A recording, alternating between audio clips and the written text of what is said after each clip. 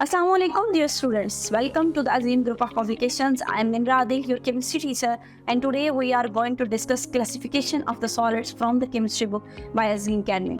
आज 4 तरह के solids पढ़ने हैं: ionic solids, covalent solids, metallic solids and the last one is molecular solid. इनमें से सबसे पहले डिस्कस कर लेते हैं आयोनिक सॉलिड्स को। आयोनिक सॉलिड एक ऐसे इस तरह के सॉलिड्स हैं, इस तरह की क्रिस्टलाइन सॉलिड्स हैं जिनके अंदर एटम आयंस या जो एटम जुड़ रहे हैं, ये जो चीज़ें जुड़ रही हैं उनके ऊपर चार्ज होंगे। यानी कैटायंस जब एनाइन से जुड़ेगा, यानी आयंस के दरमियान जब बॉन्डिंग होगी तो आयोनिक बॉन्ड होगा और इस तरह से जो सॉलिड्स बनेंगे इनको हम कहते हैं आयोनिक सॉलिड्स। तो सबसे पहले डेफिनेशन देख लेते हैं। Crystalline solids in which particles forming the crystals are positively charged and negatively charged ions are called ionic solids. एक ऐसे सॉलिड जिनके अंदर सॉलिड्स को बनाने के लिए पॉजिटिव और नेगेटिव पार्टिकल्स कंबाइन करते हैं, ऐसे सॉलिड्स को हम क्या कहते हैं? आयोनिक सॉलिड्स कहते हैं। इसकी बेस्ट एग्जांपल सोडियम क्लोराइड की है, पोटेशियम ब्रोमाइड की है एंड मैनी मोर्स।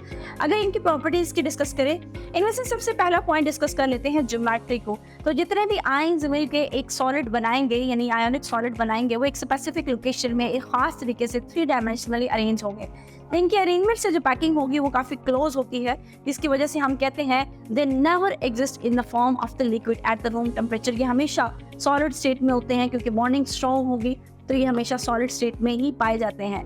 अगर इनके मेल्टिंग एंड बॉइलिंग पॉइंट्स की तरफ मूव करें तो ये बड़े स्टेबल कंपाउंड हैं, इनमें बॉन्डिंग बहुत स्ट्रॉन्ग होती है, जिसकी वजह से इनके मेल्टिंग एंड बॉइलिंग पॉइंट बहुत ज़्यादा होते हैं, ये हार्ड होते हैं और इनकी वोलेटिलिटी भी बहुत कम होती है। इनके मेल्टिंग एंड बॉइलिंग पॉइंट, चूँकि बॉन्डिंग बहुत ज़्यादा स्ट्रॉन्ग थी तो उड़ना मुश्किल होता है, इसलिए इनके melting and boiling point sharp होते हैं या ज़्यादा होते हैं। उसके बाद अगर नॉन डायरेक्शनल बॉन्डिंग की बात की जाए तो ये एक इंडिविजुअल मॉलिक्यूल की फॉर्म में एग्जिस्ट नहीं करते और इसमें जो कैटायंस और एनाइंस हैं उनके दरमियान आपस में अट्रैक्शन होती है।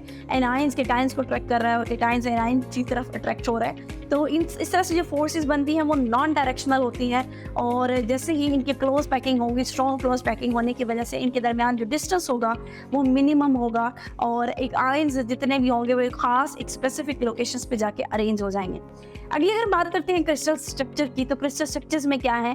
केटाइंस और एनाइंस जब कंबाइन करते हैं तो वो एक आयोनिक सॉलिड बनाते हैं। केटाइन का एक खास रेडियस होगा, एनाइन का एक खास रेडियस होगा, तो हम उनकी रेडियस रेशियो को भी कंसीडर करते हैं कि जो सॉलिड बन रहा है उसमें इन्वॉल्व केटाइंस और एनाइन का रेडियस क्या है, तो हम रेडियस रेशियो को भी कंसीडर करते हैं। अगर दो चीज़ें हैं और उन दोनों की रेडियस रेशियो सेम होगी तो उन दोनों का साइज या उन दोनों की ज्योमेट्री भी क्या होगी? सेम होगी।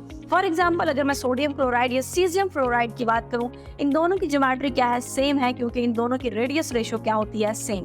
इसके बाद अगर मैं बात करती हूँ फार्मूला मैथ्स की, जितने भी आयोनिक कंपाउंड होते हैं, स्पेशली अगर मैं आयोनिक कंपाउंड की बात करूँ तो वो एक इंडिपेंडेंट मॉलिक्यूल की फॉर्म में एग्जिस्ट नहीं करते, कलेक्टिवली एग्जिस्ट करते हैं। क्योंकि एक इंडिपेंडेंट मॉलिक्यूल की फॉर्म में एग्जिस्ट नहीं करेंगे इसलिए उनका मॉलिक्यूलर फार्मूला नहीं होता, बल्कि उनका फार्मूला मैथ्स मौजूद होता है।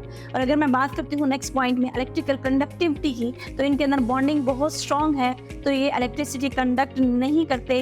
अगर यही आयोनिक सॉलिड जो है वो सॉल्यूशंस की फॉर्म में मौजूद हो या मोल्टन फॉर्म में हो तो फिर चांसेस होते हैं कि अब इनमें से इलेक्ट्रिसिटी पास कर जाएगी।